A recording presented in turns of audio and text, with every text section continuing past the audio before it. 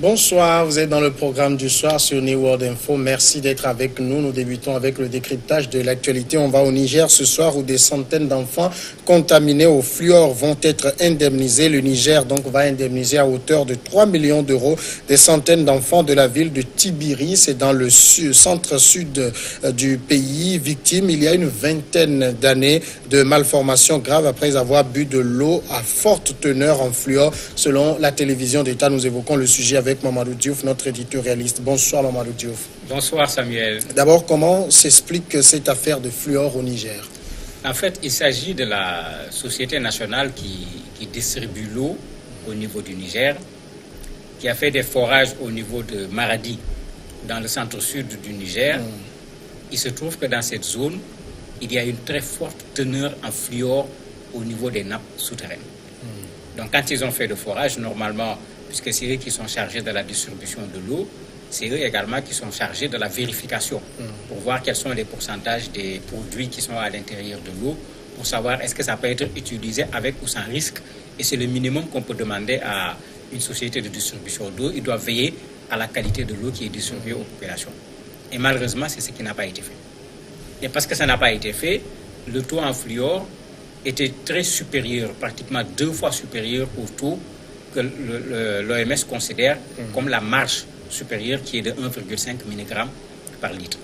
Par moment, il y en avait 3, parfois même au niveau des tests qui avaient été faits par l'ONG nigérienne, l'Association nigérienne des droits de l'homme, ça pouvait aller jusqu'à 6,4 grammes, c'est-à-dire pratiquement 4 fois plus que le taux autorisé. La conséquence, c'est que les enfants à l'époque, qui avaient entre 15 mois et 15 ans, se sont retrouvés avec des difficultés parce que cet excès de fluor faisait rougir les dents, faisait perdre également aux dents leur solidité. Ça avait le même effet sur les os. Donc les enfants avaient des jambes qui étaient un peu courbées, le dos également qui était courbé. Et c'est ça qui avait alerté l'ONG qui en 2000 avait dit mais ce n'est pas possible que dans un centre de santé qu'on reçoit autant d'enfants avec un problème. Et personne ne savait à l'époque où se trouvait le problème. C'est en ce moment qu'on a commencé les investigations qui ont montré que c'est le fluor qui était à l'origine de ce problème. Alors, comment s'explique ce problème à l'époque? Était-ce de la négligence ou un manque de moyens de la société de distribution de l'eau? Non, c'est clair que c'est de la négligence. Parce que quand on distribue de l'eau, quelle que soit la forme d'eau qu'on distribue, il y a à l'intérieur de l'eau un certain nombre de mesures qu'on doit respecter par rapport à des minéraux, des produits chimiques, etc. Il y a des normes qui doivent être respectées.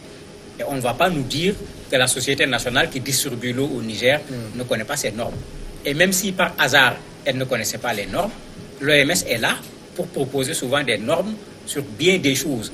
Donc même si la société n'avait pas des normes, elle aurait pu prendre les normes de l'OMS. C'est véritablement, à mon avis, une négligence de la part de la société, mais de la part de l'État nigérien également, parce que le nombre de victimes est dû au fait qu'on a laissé la chose continuer pendant longtemps avant de venir pour essayer de trouver une solution.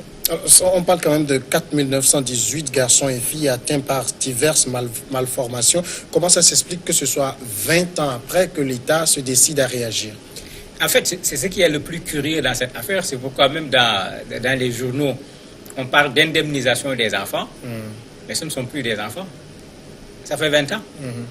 Donc même ceux qui avaient 1 mois au moment où le problème se posait, aujourd'hui, on ne peut plus les considérer comme des enfants. Ça montre comment l'État également a été négligent, puisque un procès a eu lieu et l'État a été condamné à payer. Mais jusqu'à ce jour, l'État ne l'a pas fait. De sorte que c'est de façon récente que le ministre de l'économie, interpellé par les députés au niveau de l'Assemblée nationale, est revenu là-dessus pour dire que l'État a dégagé une enveloppe de 2 milliards pour pouvoir payer les indemnisations. Mais est-ce que les indemnisations vont être payées? Quand ça va être payé?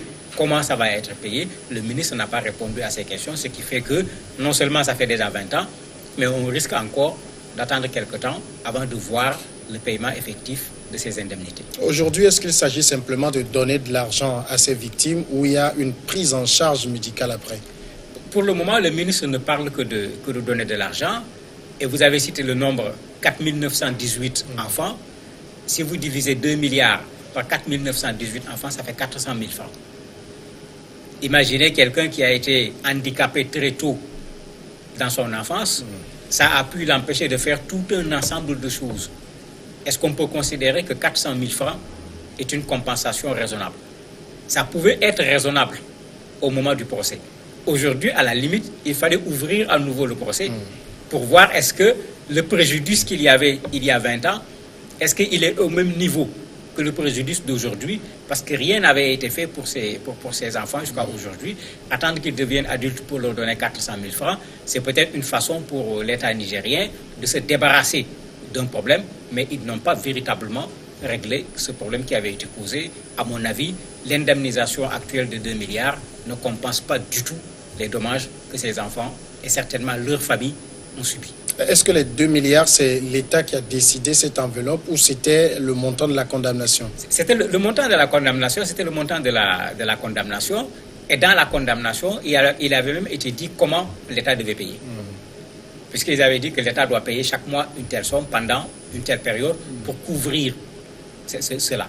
Et l'État ne l'a pas fait à l'époque. Ça a traîné jusqu'à aujourd'hui. C'est pourquoi je disais comment ils vont payer. Est-ce qu'ils vont reprendre la méthode qui avait été proposée par le tribunal à l'époque? Est-ce qu'ils vont verser l'argent directement aux populations qui doivent en profiter?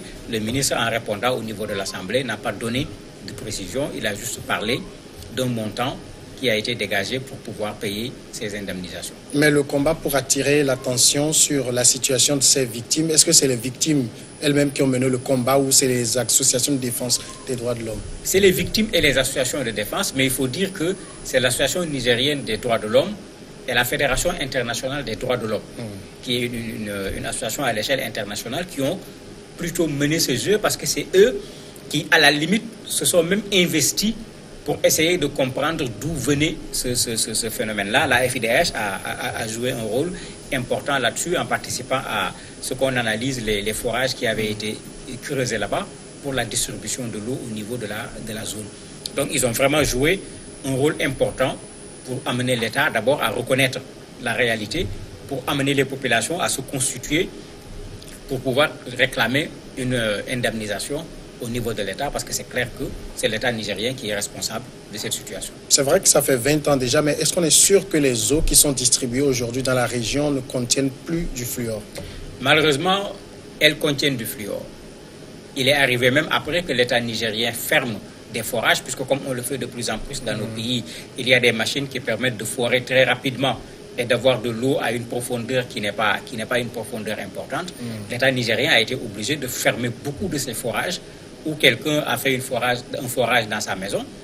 Il prend l'eau, il permet également aux populations d'utiliser cette eau gratuitement. On est dans une zone de paupérisation. Les populations viennent prendre cette eau gratuitement alors que cette eau contient un taux de fluor qui est très important. L'État nigérien a dû fermer un certain nombre de forages là-bas parce que le problème continuait, même si ce n'était plus la société de distribution des eaux qui était responsable, parce qu'elle avait fermé ses forages et fait d'autres forages de façon beaucoup plus profonde pour éviter ce problème du fluor. Le groupe français Vivendi a racheté quand même la Société nationale des eaux et a offert du forage dans la zone, mais visiblement ce n'est pas suffisant pour couvrir les besoins.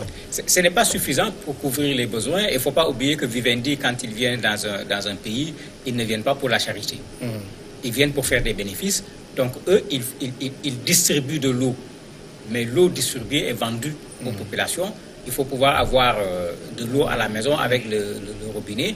Et comme on le sait dans nos pays en Afrique, l'eau courante n'est pas encore ce qu'on retrouve dans toutes les maisons. Maintenant, ceux qui vont chercher une autre eau qui n'est pas l'eau courante courent encore le risque de tomber sur le fluor parce qu'il est là.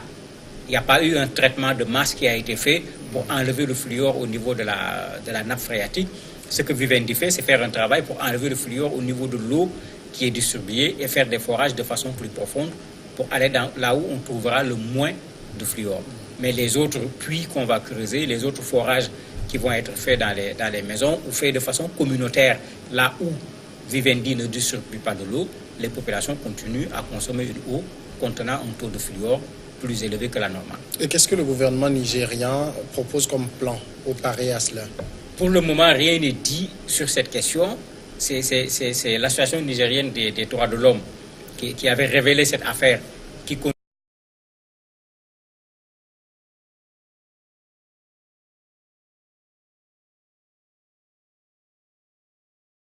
période on a constaté un très grand nombre de personnes qui rencontrent ces difficultés, mais des gens avec des dents rouges, des gens avec des dents qui sont devenues fragiles, des gens avec des os qui sont devenus fragiles, on continue à en rencontrer dans l'espace parce que ces gens continuent à consommer la même eau qui, bien sûr, va avoir les mêmes effets sur ces populations. Est-ce que le gouvernement ne risque-t-il pas de faire face à de nouveaux procès?